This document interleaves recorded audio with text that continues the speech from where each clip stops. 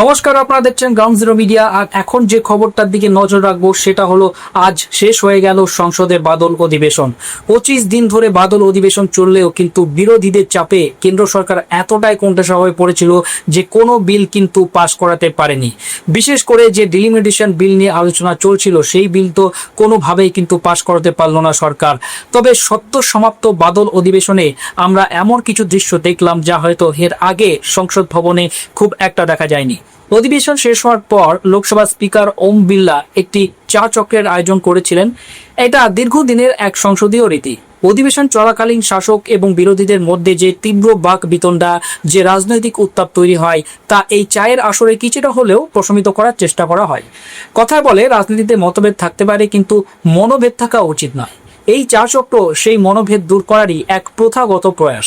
কিন্তু এবার ঘটল এক অভাবনীয় ঘটনা। বিরোধী দলনেতা হিসেবে রাহুল গান্ধী এবং তার নেতৃত্বাধীন গোটা বিরোধী শিবির অত্যন্ত বিনয়ী অথচ দৃঢ়তার সঙ্গে সেই চায়ের আমন্ত্রণ প্রত্যাখ্যান করলেন। স্পিকারের এই চা চক্র এড়িয়ে যাওয়ার সিদ্ধান্ত কোনো আকস্মিক ঘটনা নয়, বরং এটি একটি সুচিন্তিত রাজনৈতিক বার্তা। কেন এমনটা হলো, কেন বিরোধীরা এই প্রথা ভাঙতে বাধ্য হলেন, সে বিষয়টা অবশ্যই আপনাদের বলবো। বাদল অধিবেশনের শেষ দিন অর্থাৎ আজকে সংসদ চলেছিল মাত্র 4 মিনিট। নিয়ম মাফিক বন্দে মাতরম বাজানোর পর সংসদকে অনির্দিষ্টকালের জন্য মুলতবি ঘোষণা করা হয়। কিন্তু ওই 4 মিনিটে যেন পুরো অধিবেশনের সারমর্ম কিন্তু লুকিয়েছিল। 20 জুলাই ছাত্রদের উপর যে লাঠিচার্জের ঘটনা ঘটেছিল তারপর থেকেই যেভাবে স্বরাষ্ট্রমন্ত্রী অমিত শাহের কাছে জবাবদিহির দাবি জানিয়ে আসছিল বিরোধীরা, তারপর থেকে কিন্তু অমিত শাহকে সংসদে উপস্থিত থাকতে রাখা যায়নি। এমনকি বিরোধীরা তাকে পলাতক বলেও দাগিয়ে দিয়েছিলেন। কিন্তু আজ শেষ দিনে প্রধানমন্ত্রী নরেন্দ্র মোদী এবং স্বরাষ্ট্রমন্ত্রী অমিত শাহকে কিন্তু সংসদে উপস্থিত থাকতে দেখা গেল। আমরা যখন সংসদ টিভি দেখছিলাম তখন কিন্তু স্পষ্ট দেখতে পাচ্ছিলাম যে নরেন্দ্র মোদী এবং অমিত শাহের মুখে একটা অস্বস্তির ছাপ ছিল। বোঝা যাচ্ছিল সরকার কতটা চাপের মধ্যে দিয়ে এই পুরো অধিবেশনটা পার করেছে। আর ঠিক তার উল্টো দিকে দাঁড়িয়েছিলেন রাহুল গান্ধী। তার শরীরী ভাষা, তার আত্মবিশ্বাস এবং ঠোঁটে কোণে লেগে থাকা সেই আলতো হাসি যেন বলে দিচ্ছিল বিরোধী দলনেতা হিসাবে তিনি তার কাজটা অত্যন্ত সফলভাবে করতে পেরেছেন। এই হাসি কোনো সাধারণ হাসি ছিল না, এটি ছিল এক দীর্ঘ, ক্লান্তিকর কিন্তু সফল রাজনৈতিক লড়াইয়ের তৃপ্তির হাসি। এমনটাই কিন্তু বলছেন বিরোধীরা।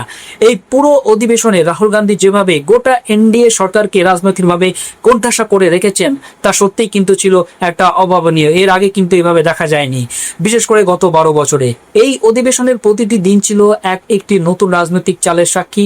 আরেকটি বিষয় হলো শেষ দিনে তো সংসদের বাইরে বিরোধীদের হাতে ছোট ছোট খেলনা বাদর দেখা গেল, যেখানে লেখা ছিল ছোট নরেন্দ্র। যন্ত্র মন্ত্রের আন্দোলন থেকে উঠে আসা এই স্লোগান একেবারে সংসদের ভিতর পর্যন্ত কিন্তু পৌঁছে গেল বলা যায়। এই যে পুরো ন্যারেটিভ, এই যে একের পর এক আক্রমণাত্মক অথচ সুপরিকল্পিত পদক্ষেপ, এই সম্পূর্ণ ঘটনাক্রমের সূত্রপাতটা একটু পিছনে ফিরে দেখলে ভালো করে বোঝা যাবে।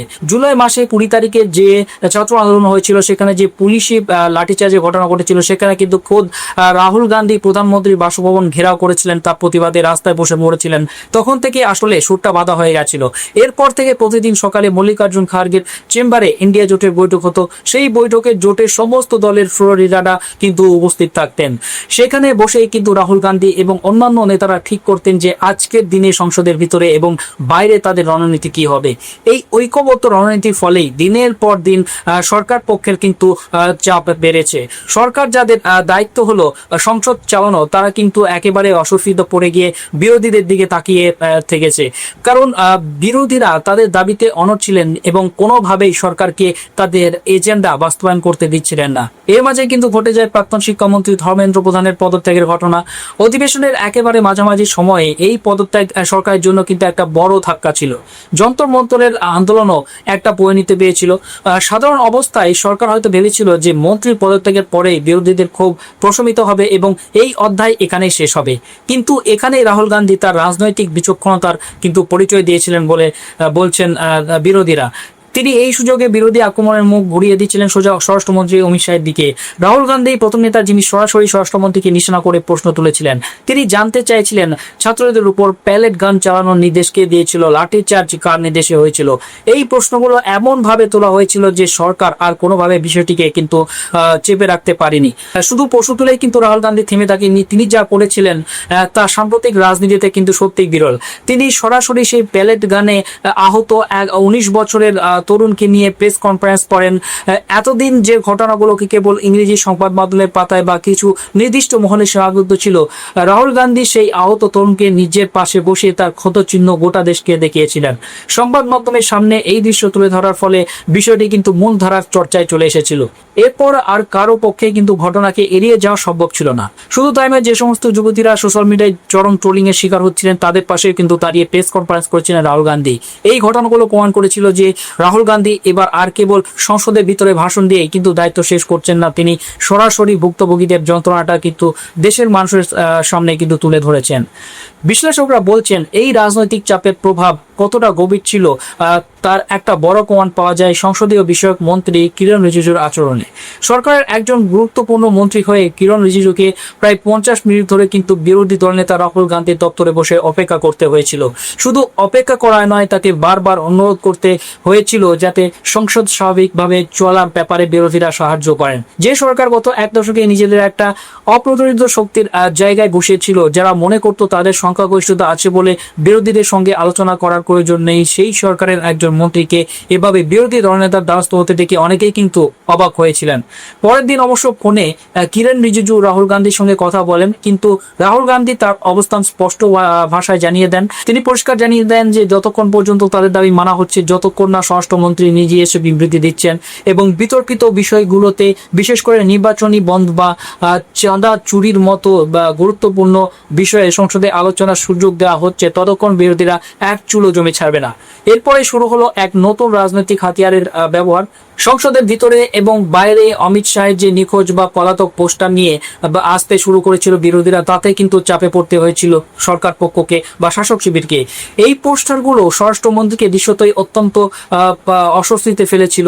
যে অমিত শাহের আধুনিক ভারতের রাজনীতিতে এক লৌহ মানবের ভাবমূর্তি তুলে ধরা হয়েছিল, সেই ভাবমূর্তি যেন একটা বড় ধাক্কা খেয়েছিল।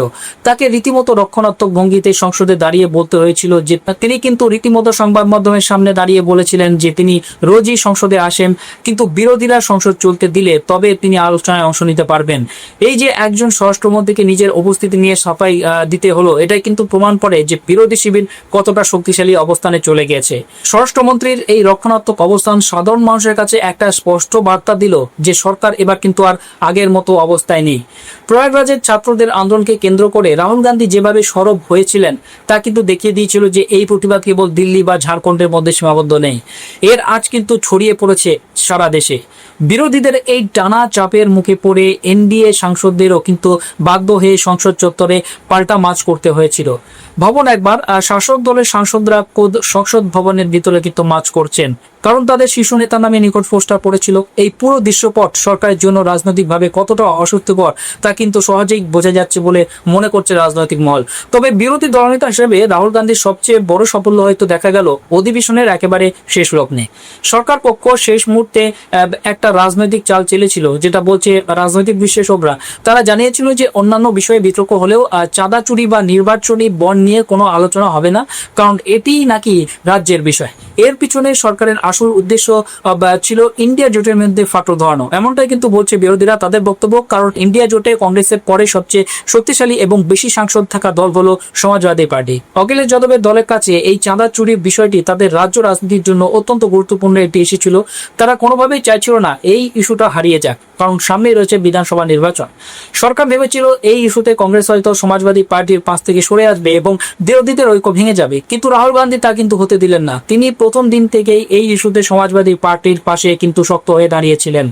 সরকারের শেষ মুহূর্তের চেষ্টাকে তিনি কিন্তু সম্পূর্ণ ব্যর্থ করে দিলেন। বিরোধী ঐক্য অটুট রইল বলে কিন্তু দাবি করছে বিরোধীরা।